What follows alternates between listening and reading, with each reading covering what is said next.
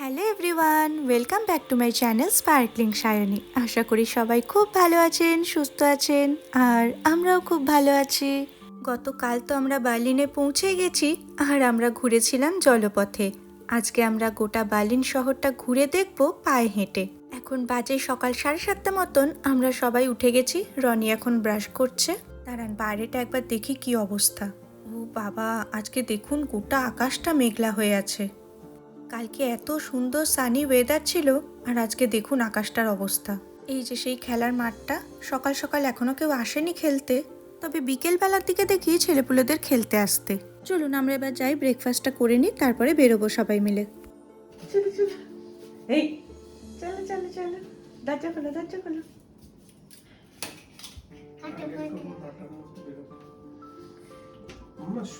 হ্যাঁ, ও পারবে না এটা খুলতে, এটা অনেক ভারী, এটা অনেক ভারী। মাম দ্রুত পড়ো নাও।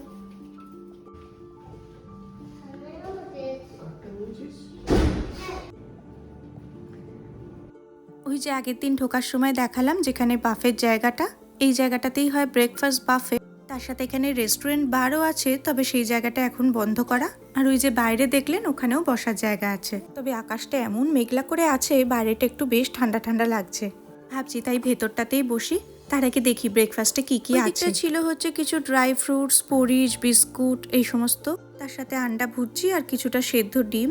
এই বাঁ দিকেরটা দেখছেন, এটা এখানকার একটা বিখ্যাত খাবার, কারি উর্স্ট নাম, মানে ওই সসেজটা গ্রেভির মধ্যে। তার সাথে ছিল মিক্স ভেজিটেবল, এখানটা আছে একটু চিকেন, তার সাথে চিকেন নাগেটস, আর এটার মধ্যে আছে হচ্ছে স্যুপ। তারপরে এদিকটায় আছে ডেজার্ট কাউন্টার, এখানে রাখা আছে একটু চকলেট ডোনাট, তার পাশে আছে চকলেট ব্রাউনি আর চকলেট পাফ। এদিকটায় আছে ব্রেড কাউন্টার, হাজার রকমের পাউরুটি রাখা আছে। আর এদিকটায় তো কর্নফ্লেক্স, দুধ, মুসলি, এই সমস্ত রাখা আছে। ইংলিশ ব্রেকফাস্টের মধ্যে যে খাবারগুলো পড়ে আর কি। এখানটায় রয়েছে কিছু চিজ, সালামি, অনেক রকমের চিজ থাকে, সালামিও প্রচুর টাইপের, দেখুন কত রকমের। এদিকটায় আছে আরও কিছু চিজ। চলুন রনিকে আগে দিয়ে দিই বরং খেতে। হ্যাঁ, ওর প্লেটটা আগে দিয়ে দে, তারপরে আমি এটা খাবে। হ্যাঁ চিকেন, এটা চিকেন চিকেন নাগেট। ও চিকেন নাগেটস দিয়ে দে। চিকেন নাগেট, ওস্ট, বাহ ওস্ট এইদিকে আছে, ও কারি ওস্ট, ওটসে নেবে, অল্প করে দে।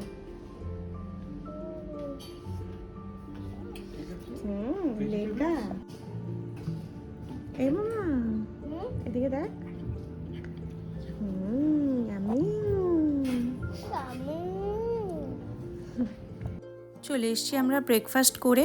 গেছিলাম ওই 7:30 নাগাদ, আর এখন বাজে ওই 9:30। সবাই আমরা রেডি হয়ে নিয়েছি। সকাল সকাল এবার বেরিয়ে পড়ি, না হলে আজকে আমাদের অনেকগুলো জিনিস দেখার আছে। আর অত তো হেকটিক শিডিউল করবো না জানেনই, তো বেশ একটু রিল্যাক্স করে করেই ঘুরবো আমরা। তার জন্যই আজকে সকাল সকাল বেরিয়ে পড়েছি আমরা হোটেল থেকে। বাইরেটা আজকে দেখছি বেশ ভালো ঠান্ডা হাওয়া দিচ্ছে। আর এই সেই জায়গাটা যেটা ট্রেন থেকে বেরিয়ে আমরা খুঁজেই যাচ্ছিলাম। ওই জায়গাটা থেকে লিফট থেকে এখানে বেরোতে হবে। ওকে, বুঝে গেছি, চলো। নিচু দেখো, অনেক নিচু।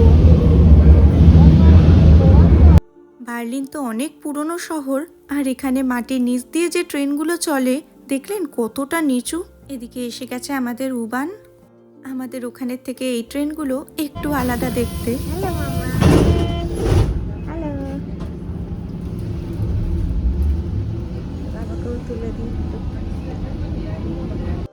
চলে এসছি আমরা প্রথম জায়গাটা দেখবো বলে। সামনেই আছে একটা সুভেনিয়ার শপ, এই যে আই লাভ বার্লিন লেখা। আর এই জায়গাটা থেকেই হপন হপ বাসগুলো ছাড়ে। আর ওই যে হলুদ রঙের, ওটা হচ্ছে এখানকার ট্রাম। আর আমাদের প্রথম ডেস্টিনেশন, ওই যে গোল মতন দেখছেন, ওটা হলো ওয়ার্ল্ড ক্লক। 1959 সালে এই ঘড়িটা তৈরি করা হয়। এখানে পৃথিবীর বিভিন্ন শহরের স্থানীয় সময় একসাথে দেখা যায়। দাঁড়ান দেখি ভারতীয় সময়টা কোথায়। কলকাতার নাম তো লেখা থাকে না, তবে ওই যে পেয়েছি নিউ দিল্লি লেখা, ওটাই হচ্ছে ভারতীয় সময়। 24 ঘন্টার ফরম্যাটে ঘড়িটা চলে। উপরে যে 20, 21, 22 লেখা আছে, ওগুলোই হচ্ছে সময়। আর ওই পাশ দিয়ে যে লম্বা মতো উঁকি মারছে, ওটা হলো বার্লিন টিভি টাওয়ার। আর এবার ওই যে দেখলাম সুভেনিয়ার শপগুলো আছে, চলুন ওখানে একটু দেখে আসি কি কি পাওয়া যায়। সাদা কাপগুলো এত সুন্দর কালারফুল লাগছে, আর এখানেও নানান রঙের কাপ আছে, তবে বড্ড দাম কাপগুলো জানেন। না, কাপ তো নেব না, একটা ম্যাগনেট অবশ্যই নেব, কারণ আমরা যেখানেই বেড়াতে যাই একটা করে ম্যাগনেট কালেক্ট করি। তো প্রচুর রকমের ম্যাগনেট কালেকশন এখানে আছে। মোটামুটি 5 ইউরো করে এক একটা ম্যাগনেটের দাম। এখান থেকেও দেখে নিলাম। আমাদের আবার সবগুলো দোকান ঘুরে না দেখলে হয় না, কারণ ম্যাগনেট তো একটাই কিনবো, তাই হট করে যদি কিনে নিই আর পরের দোকানে গিয়ে যদি আরও বেশি পছন্দ হয়ে যায় তখন মনে হয় কেন নিলাম। আর এই যে লাল রঙের বিল্ডিংটা দেখছেন, এটাকে বার্লিনের রটেস রাটহাউস বলে। যেহেতু লাল রঙের ওই জন্য রটেস বলে, কারণ জার্মানিতে রট মানে হচ্ছে লাল। আর বার্লিনের সবথেকে উঁচু আর সবচেয়ে পরিচিত ল্যান্ডমার্ক হচ্ছে এই যে বার্লিন টিভি টাওয়ার। ওই যে গোল মতন জায়গাটা দেখছেন, ওখানে আছে একটা রেস্টুরেন্ট যেটা ঘুরতে থাকে। আর তার ঠিক নিচেই আছে ভীষণ সুন্দর একটা ফোয়ারা। গরমকালে তো সত্যিই খুব ভালো লাগে, কিন্তু আজকে এত ঠান্ডা হাওয়া দিচ্ছে, আমার না প্রচণ্ড ঠান্ডা লাগছিল। এই পাশেই আছে একটা চার্চ, সেন্ট মারিয়ান কির্শে। আর এই যে ফোয়ারাটা দেখছেন, মাঝখানে দাঁড়িয়ে আছে ত্রিশূল হাতে, উনি হলেন সমুদ্র দেবতা নেপচুন। আর এই যে চারপাশে বসে আছে 4টি নারী মূর্তি, এগুলো বোঝাই হচ্ছে জার্মানির 4টে বড় নদীকে। এটা তৈরি হয়েছিল 1891 সালে। তবে আগে এটা বার্লিন প্যালেসের সামনে ছিল, এখন আছে আলেকজান্ডার প্ল্যাটসে। ঘুরতে ঘুরতে প্রায় 1 ঘন্টা কেটে গেছে, বাজে এখন সকাল 10:30। এবার যাচ্ছি আমরা পরবর্তী জায়গায়। চলুন আপনাদেরকেও সাথে করে নিয়ে যাই। এই জায়গার গোলাপগুলো দেখুন কি অসম্ভব মিষ্টি কালারটা। আর ওই যে দূরে দেখা যাচ্ছে, এটা হলো ওল্ড সিটি হল, যেটা 1400 শতকে তৈরি হয়েছিল। মনে হচ্ছে একদম চোখের সামনে দাঁড়িয়ে ইতিহাসকে দেখছি। আর এটা খুব ফেমাস কিছু না হলেও এটা একটা রেস্টুরেন্ট, আমার দেখতে খুব ভালো লাগলো, ভাবলাম আপনাদের সাথেও শেয়ার করি। এরপর আমরাও হাঁটতে হাঁটতে চলে এসেছি একদম নদীর ধারে। গতকাল যে জিনিসগুলো জলপথে ঘুরে দেখেছিলাম, চলুন আজকে আরেকবার হাঁটতে হাঁটতে সেগুলোই দেখি। এটা সেই গতদিন দেখেছিলাম, মনে পড়ে, লাল পাথর দিয়ে বানানো বিল্ডিংটা। আর এই যে বড় বিল্ডিংটা দেখছেন, এটা একটা এখানকার ভীষণ নামকরা সঙ্গীত বিশ্ববিদ্যালয়। এখানকার বলতে পারেন যেসব ছাত্রছাত্রীরা এখানে আসে, ভবিষ্যতে তারা এক একজন নামকরা বিশ্ববিখ্যাত মিউজিশিয়ান এবং পারফর্মার তৈরি হয়। আর এই যে বিল্ডিংটা, এখানে আগে ছিল বার্লিন প্যালেস। এই বিল্ডিংটার নাম হচ্ছে হামবোল্ট ফোরাম। এটা একটা কালচারাল হার্ট বলতে পারেন, এর মধ্যে গোটা পৃথিবীর কালচার আর ইতিহাস আছে। এই জায়গাটা দেখুন একবার, আমরা তো ভাবছি বার্লিন থেকে হঠাৎ করে ভারতে পৌঁছে গেলাম নাকি। একদম ওই হামবোল্ট ফোরামের সামনেই এই জায়গাটা। না না, মধ্যপ্রদেশ নয়, এটা বার্লিনেই সাঁচি স্তূপার যে ইস্ট গেটটা, সেটা রেপ্লিকা। একদম নিখুঁতভাবে তৈরি একটা কপি, যেটা ভারতের শিল্প আর বৌদ্ধ ইতিহাসকে দেখানোর জন্যই এখানে রাখা হয়েছে। আর এরপর আমরা চলে এসেছি বার্লিন ক্যাথিড্রালের সামনে। মনে পড়ে, এটাও আমরা নদীপথে যেতে যেতে দেখেছিলাম।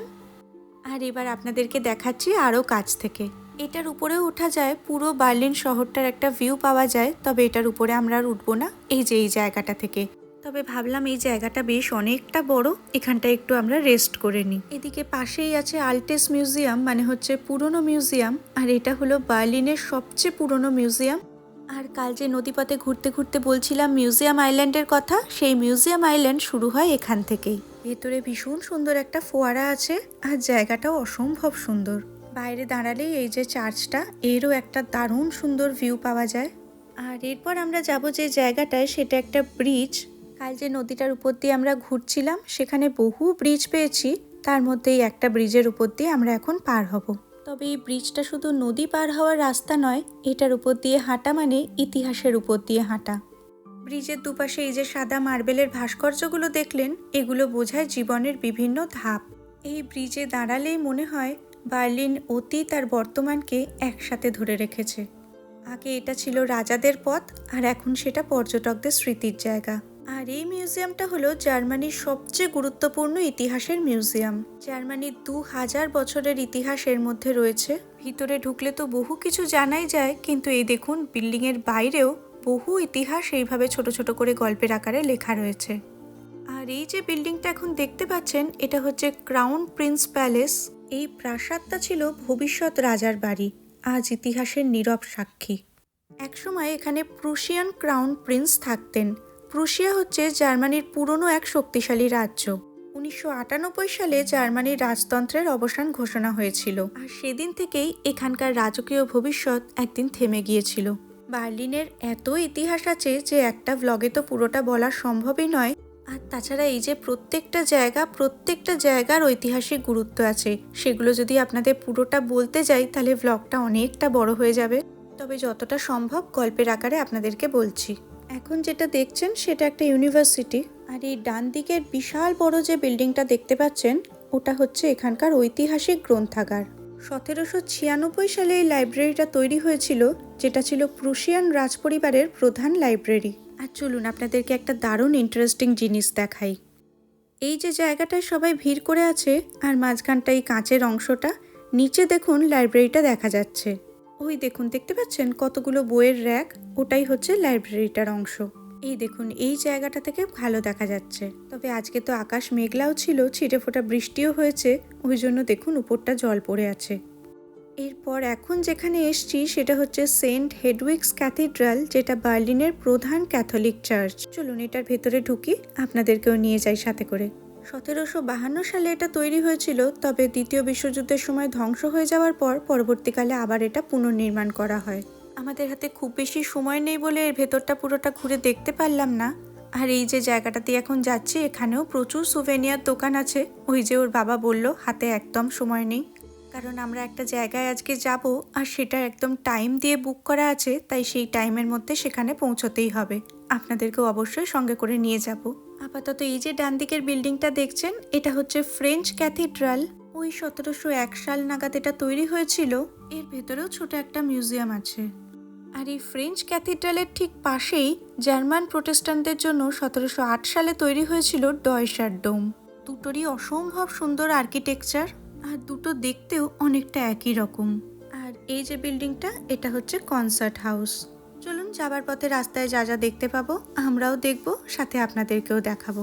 যাবার পথে চলতে চলতে এখানেও প্রচুর সুভেনিয়ার্সের দোকান দেখলাম। 11:15 মতন বাজে। ওর বাবা বলল এক দুটো দোকান একটু ঘুরে দেখা যেতে পারে, হাতে এখনো একটু সময় আছে। তো চলুন এই দোকানটায় দেখি কি কি পাওয়া যায়। কি সুন্দর কাপলেটগুলো দেখুন। এখানে রয়েছে বার্লিনের কিছু মেমেন্টো, আর ওই যে ওই দিকটায় দেখতে পাচ্ছি ম্যাগনেটগুলো আছে। এই দেখুন ম্যাগনেটগুলো। অল্প একটু ঘুরে নিয়ে চলে এসেছি বাস স্টপে। এখানকার বাসের নাম্বারগুলো দেখুন 100, 200, 300। অপেক্ষা করছি বাসের জন্যে। যাব এখন বার্লিনের সবচেয়ে আইকনিক ল্যান্ডমার্ক দেখতে। ওই যে বাস এসেও গেছে।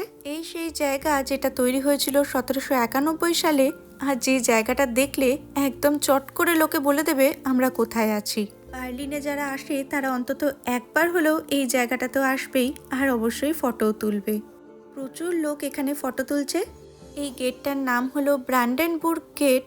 উপরে আছে 4 ঘোড়ায় টানা রথে বিজয়ের দেবী। ইতিহাসের বহু গুরুত্বপূর্ণ ঘটনা এখানে ঘটেছে, যেমন বার্লিন ওয়াল এরা প্রোটেস্ট, সেলিব্রেশন, রিউনিফিকেশন। আমরা ওখানে টুক করে ফটো তুলেই চলে এসেছি আবার একটা সুভেনিয়ারের দোকানে।